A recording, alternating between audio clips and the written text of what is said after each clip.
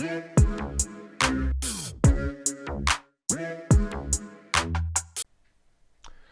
afternoon, everyone. It's 3:30 here in the UK on the 2nd of October, Friday the 2nd of October, and I'm sure unless you've been on Mars, you've heard the news that President Trump has tested positive for COVID-19, which could easily throw the American election upside down, and markets don't like upsets. At the open today, the S&P had sold off, I think, nearly 50 points at one stage, and it's in fact successfully filled that gap. At the moment, we're down about 23 points. As you can see, the number of declines twice that of advances, and VectorVest advocates caution when buying stocks at this time.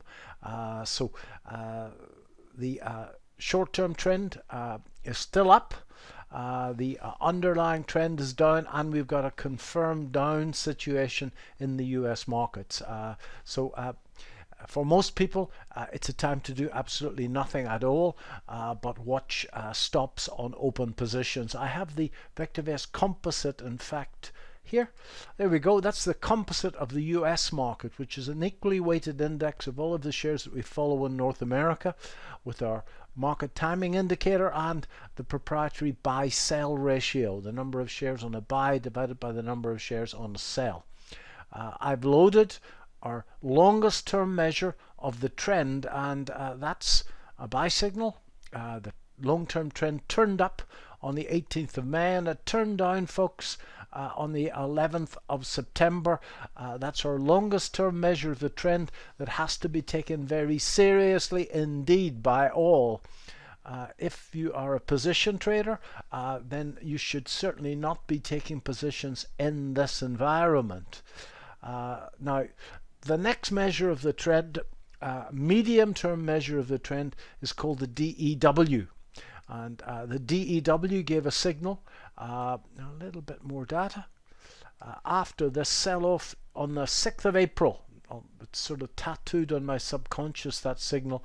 And that signal went right through, and it gave a down signal on the 8th of September, a couple of days before the confirmed call. And that is still down. So the two big hitters of the VectorVest market timing world are still down. So medium-term traders and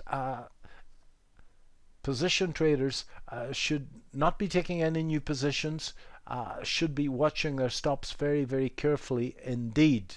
Okay. Now, if I in fact get rid of this and go to a 3-month chart, I can put up the shortest term measure of the trend, which is called the primary wave, and that primary wave turned up a couple of days ago, and I liked it because this, as I'll show you in a second, was 62% retracement of the last range. Now, whether you believe in Fibonacci or whether you think it's absolute rubbish, I assure you that traders and traders' floors take a great deal of significance in the Fibonacci levels. So I like this because it had what old traders would call an island reversal, a gap down and a gap up, and that's always positive. What we've seen is a pullback. Now, this pullback, I've taken a couple of positions in this, and I did a video midweek. I think many of you will have seen it, and I said that taking positions just with the primary wave is for people who haven't got a nervous disposition, because this can quite easily be what's known in the trading world as a bull trap. Nevertheless, as I speak, the market are doing its best to try and break up after that bout of bad news re the president. So this, however, would not be unprecedented even in the most bullish environments, because if I go back to the June low and just take the noise off, you can see on the June low the market came back, broke up, then came back for a few days, and then proceeded to move up the page. So I think that even under the most bullish circumstances, we could have expected a wave down here, and that's the basis of the left head and right shoulders of the inverted head and shoulders reversal. That's a bellwether of technical analysis. We had exactly the same thing at the March lows. As you can see, a few strong days off that low, the same as we've had at the minute, and then we get a pullback to that particular low. So I think this level is absolutely key, but we have to remember, folks, that the big hitter market timing systems, the confirm call and the DEW are down, and until that changes, then taking trades on the primary wave are only for the most aggressive traders that can manage risk and can put stop losses in place and won't freeze when it's time to take the stop losses. Anybody can put a stop loss into place, but only a few people can actually action them. So until you've proven mental posture and emotional response, then just wait at least for the DEW to turn up. But maybe I'm getting old and conservative. In fact, I'm quite sure I am. I want now to put up the S&P 500, and as you know, it's in bars because I trade the darn thing myself. And we have there's the June low, and there's that a little bit of a pullback that we had, and I assure you that little bit of a pullback caused a great deal of consternation at that particular time, and we could have the same thing now. As you can see, the market opened, went down, scared the cats and dogs, and now it's reversed, and it's actually touched yesterday's low. It's filled that gap. There are two types of gaps. I won't bother you with the definition of both of them, but nevertheless it's actually gone up and kissed that level. It's a very important level as I speak now at 20 to 4 because it needs to make its mind up now as to whether it's going to continue down after it's filled the gap. So those day traders that bet that the gap is going to be filled have made some money today. Now, there's a very interesting level here because invariably this pullback happens to a fib level. Now, there's a chap down in Wales called Carwin who's renamed me Mr. 78%. So Carwin, that's where I think that this is coming to. Okay, even under the most positive circumstances, we can quite easily pull back to that 78% level before going again. So, ladies and gentlemen, if you're in the American market, there's a good chance that if you are a bull, you've got 3 or 4 days of pain ahead of you. Maybe not 3 or 4 days, but maybe to next Tuesday odd. And clearly, if these levels go, there's an awful lot of air here down to the June lows. Okay, and certainly the primary wave will turn before that. Now, if I just, for the sheer hell of it, put the fib on the June low to the June high, as you can see, where am I now? Get this right, David. As you can see, that little double bottom on those 2 days occurred exactly at the 78% retracement. Okay, and that's, you can either believe that level is sent down by God, or you can believe that it's self-fulfilling because everybody was watching the level. That's up to you. Nevertheless, the 78% level is a very, very important level, and I'll certainly be watching for it. Nevertheless, this is looking quite good. If we were to break up from here, folks, then I think that this market will go very strongly indeed. Nevertheless, that's what my stomach says. I run into the American election. Maybe a couple of days sell off before that, but I shall not be trading my stomach. I'll be trading what the VectorVest market timing signals tell me. I have some positions in the US market, and I took them maybe full-heartedly, I don't know. I'm holding, make sure that's up to date, it is AMD, I'm holding Rock, Target, Apple, and the GDX. All of them are slightly in the money, and I bought them when the primary wave turned up a couple of days ago. They've all got fairly strong VectorVest credentials, and AMD, for example, is well in the money. I'm hoping that this little pullback over the next couple of days doesn't in fact upset that. If we look at AMD, as you can see of my technical background, I like the look of market coming down, taking out all the obvious stops, okay, and it fell in a falling wedge. If you come across my swing trading course, we'll talk about wedges. I love wedges. That was a beautiful spring. Ah, beauty. Look at that. That's my trade of the year. I sweated in this for a while at the 50 level, if you remember, and then it moved up. This opened here, and at the minute it's pushing up through this new high, yesterday's high. This thing will fly, but it'll be dependent on what the market is doing.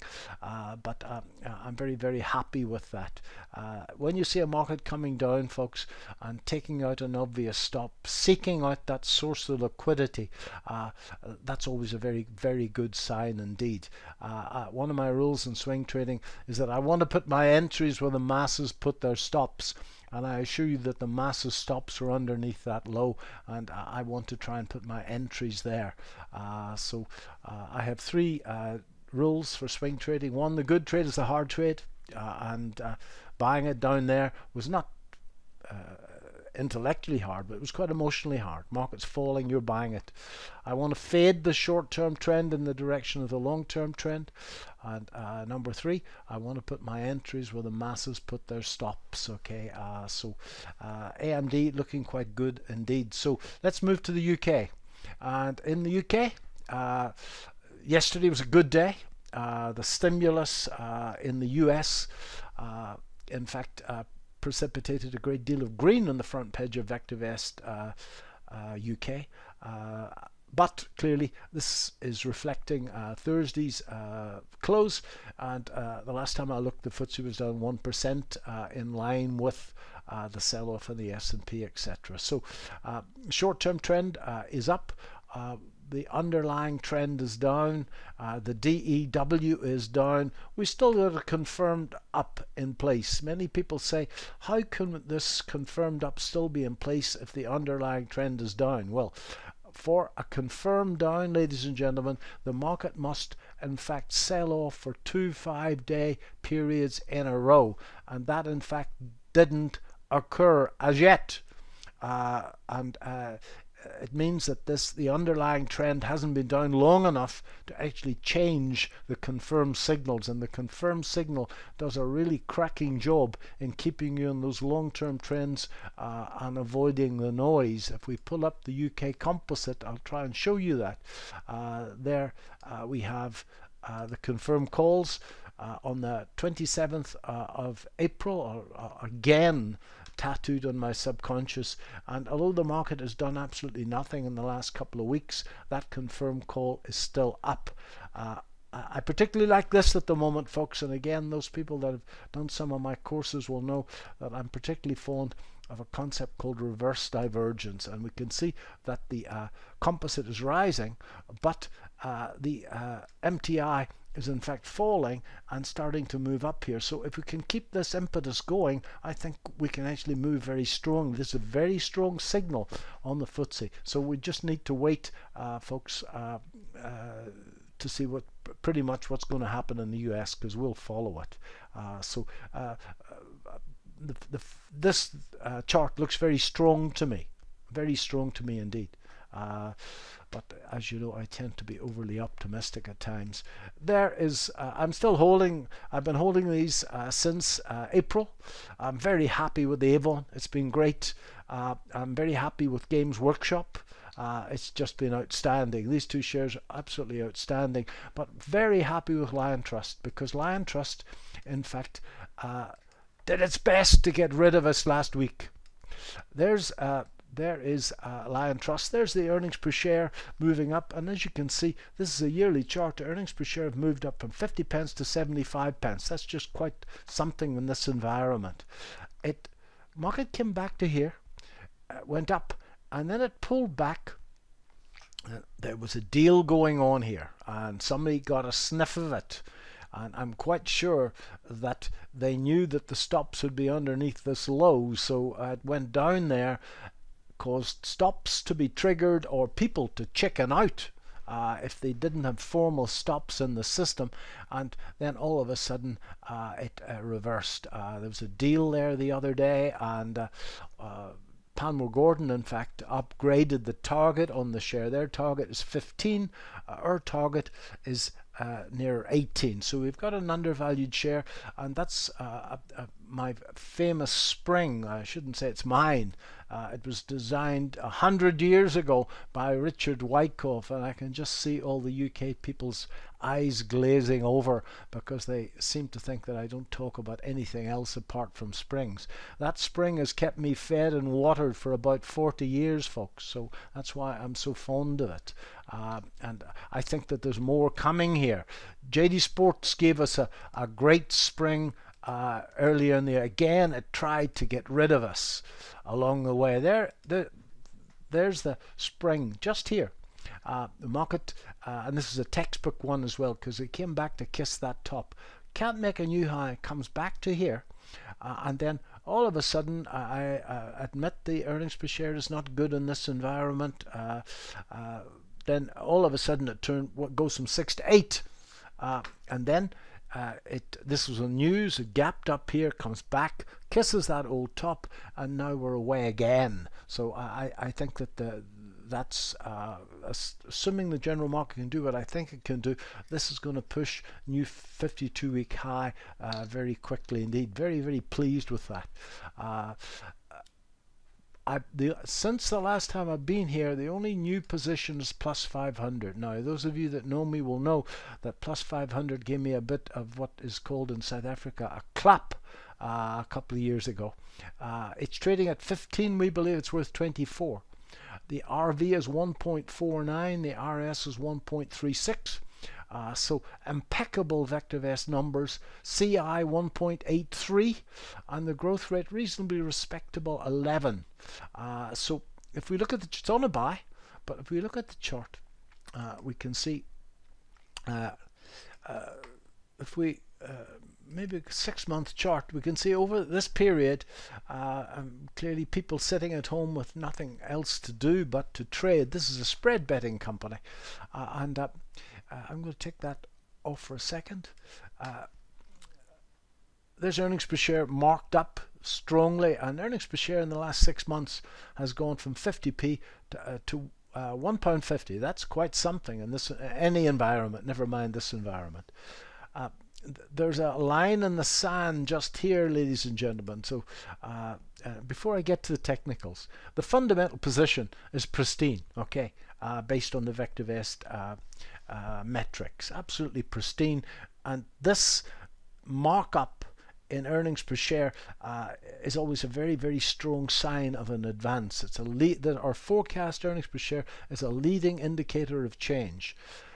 And if I get rid of the value now, so we get a little bit more chart, I couldn't resist this because that is a rounding bottom and that's a handle, and that's a chart pattern known as a cup and handle. One of the first patterns that I traded. Now, maybe I should have waited for it to break and close above that, but I couldn't resist it, so I bought in somewhere about here, and it's come back a little bit. It's going to take a while to get through those highs. I would expect it's come back strongly today. I own the share. It's not a spread bet, so the VectorVest stop loss, where's the stop loss, is down here somewhere, so plenty of room to let that run. So now I probably should have been in this a while back, because if you put on the stochastic, and I'm going to get rid of earnings per share now, I'm going to get rid of the stop. As you know, I hit cluttered charts. The price rose to here, but the stochastic fell to there, and that's another example of that reverse divergence setup, which invariably precipitates an exceptionally strong move, and that's exactly what happened. And if I put up earnings per share again, you can see that a few days after that the earnings per share moved up. I would suspect that somebody got a sniff of it here before it moved to the books. So this looks good to me. It's a trade that I had to take. I was a little worried about it because behavioral finance mistake number one is that if you've made money in a stock, you tend to gravitate to that stock again, which is the case for me and AMD. I admit, guilty, Your Honor. And if you've lost money in a stock, and I took a hit on plus 500, I don't know when it was, 18 months ago. It took me a while to actually pull the trigger on this. I should have got in down here, but didn't. So into it now, we can see what happens. Reasonably happy with that portfolio, and the technical picture on the UK market excites me greatly. In fact, I think it's in the best technical position that I've seen for quite a while. These and many other things we shall discuss at great length on Monday afternoon. Now, tomorrow afternoon I'll be presenting what's happening in the US market, what's happening in the UK market at Stan's International User Group. Hopefully I'll see some of you there. Then to the UK question and answer session on Monday afternoon. That's at 1:30 UK time. Anybody listening that would like a complimentary to that, then just email me, trader Davy, D-A-V-Y, @gmail.com, and I'll send you off a link. So folks, have a great weekend, and let's just go back to the American market. It's 8 minutes to 4, and go to home, and the American market, in fact, it closed the gap at about 33.60, and it was down 17 points one stage. It's now back down 28 points. Really important level at the moment as we fight this out. Just remember, even under the most positive circumstances, we could have a couple of days pain before the market moves again. Under the most pessimistic circumstances, a move down 3200, and there's an awful lot of fresh air below that, and the DEW is down and the confirmed call is down, so it's time to be very careful indeed. I hope this helped. Thanks very much.